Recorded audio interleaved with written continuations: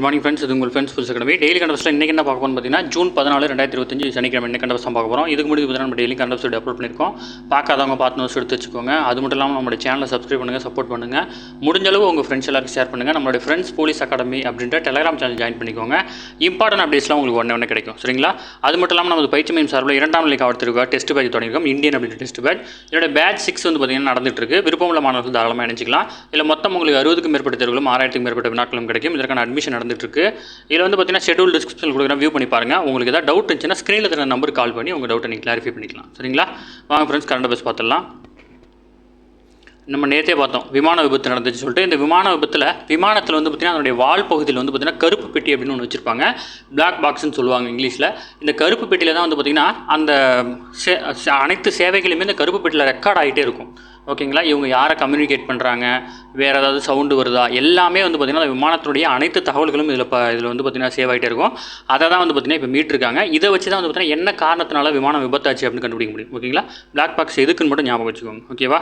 அடுத்தது இன்று நள்ளிரவுடன் வந்து பார்த்திங்கன்னா தமிழ்நாட்டில் வந்து பார்த்திங்கன்னா மீன்பிடி தடைக்காலம் வந்து பார்த்திங்கன்னா நிறைவேறுது. ஒவ்வொரு ஆண்டும் ஜூன் 14ஆம் தேதி, அதாவது ஏப்ரல் 15லேருந்து ஜூன் 14ஆம் தேதி வரை வந்து பார்த்திங்கன்னா 61 நாட்களுக்கு வந்து பார்த்திங்கன்னா மீன்பிடி தடைக்காலம் வந்து பார்த்திங்கன்னா அமல்படுத்துவாங்க. இது சும்மா ஞாபகம் வச்சுக்கோங்க. அதாவது மீன்கள் வந்து இனப்பெருக்கம் வந்து பார்த்திங்கன்னா செய்கிற காலம் தான் இது. இந்த டைமில் மீன் பிடிச்சா அப்படின்னா மீன்களோட இனப்பெருக்கம் வந்து ரொம்ப குறையறதுக்கு வாய்ப்பு இருக்கிறனால இந்த பர்டிகுலர் காலத்தில் வந்து பார்த்திங்கன்னா பெரிய பெரிய படகுகளை போய் யாரும் மீன் பிடிக்க மாட்டாங்க. எல்லாருமே சின்ன சின்ன படகுல தான், குட்டி போட்டில் தான் போய் மீன் பிடிக்கலாம். அதுக்கு மட்டும் தான் அனுமதி உண்டு. இந்த மீன்பிடி தலைகாலத்தப்போ அந்த சம்மந்தப்பட்ட மீனவர்கள் குடும்பத்துக்கு வந்து பார்த்திங்கன்னா அரசு வந்து பார்த்திங்கன்னா நிதியுதவியும் வழங்குறாங்க. ஓகேங்களா? அதன் அடிப்படையில் வந்து பார்த்திங்கன்னா அந்த மீன்பிடி தலைகாலம் வந்து பார்த்திங்கன்னா நிறைவுக்கு வருது. நம்ம எக்ஸாம் பாயிண்ட் ஆஃப் வியூ என்னவோ அதை மட்டும் பார்த்துட்டா போதும். ஓகேங்களா? அடுத்தது மருத்துவ கழிவுகள், அதாவது உயிரி மருத்துவ கழிவுகள் பொது இடங்களில் கொண்டு வர விசாரணையின்றி குண்டர் தடுப்பு சட்டத்தின் கீழ் சிறையில் அடைக்க வகை செய்யும் சட்டத்திட்டத்துக்கு வந்து பார்த்திங்கன்னா ஆளுநர் ஒப்புதல் அளிச்சிருக்காரு. ஓகேங்களா?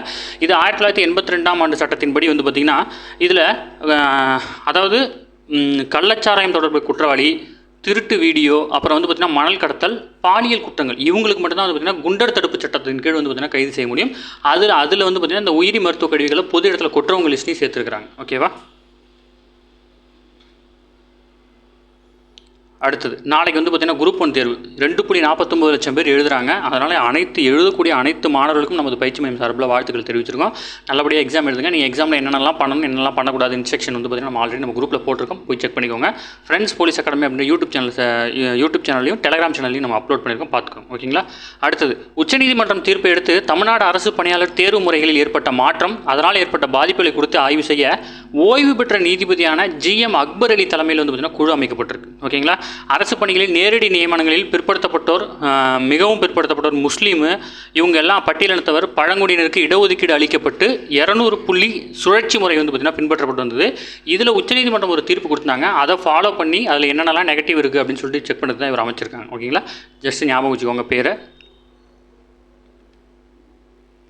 ஃபுல்லாக விமான விபத்தை பற்றி தான் பேசிகிட்டு இருக்காங்க. நம்ம நேற்றே அதில் பார்த்துட்டோம். இதில் ஒன்றும் கண்டுபிடிக்க ஒன்றும் இல்லை.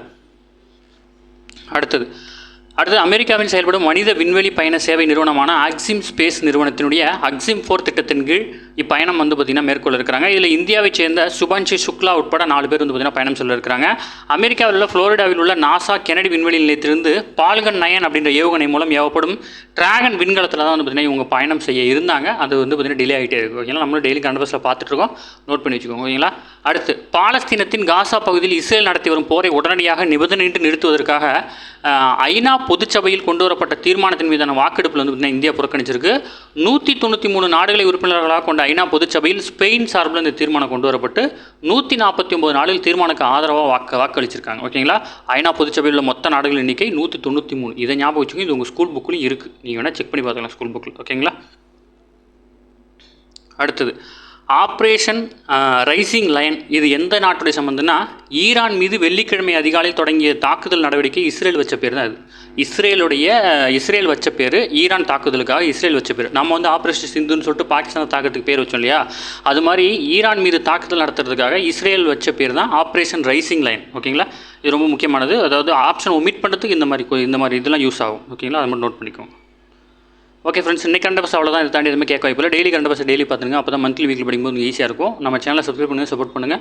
முடிஞ்ச அளவு உங்கள் ஃப்ரெண்ட்ஸ் எல்லாம் ஷேர் பண்ணுங்கள். நம்மளுடைய ஃப்ரெண்ட்ஸ் போலீஸ் அகாடமி அப்படி டெலிகிராம் ஜாயின் பண்ணிக்கோங்க. இம்பார்ட்டன்ட் அப்டேட்ஸ்லாம் உங்களுக்கு ஒன்று கிடைக்கும். சரிங்களா? Thank you friends.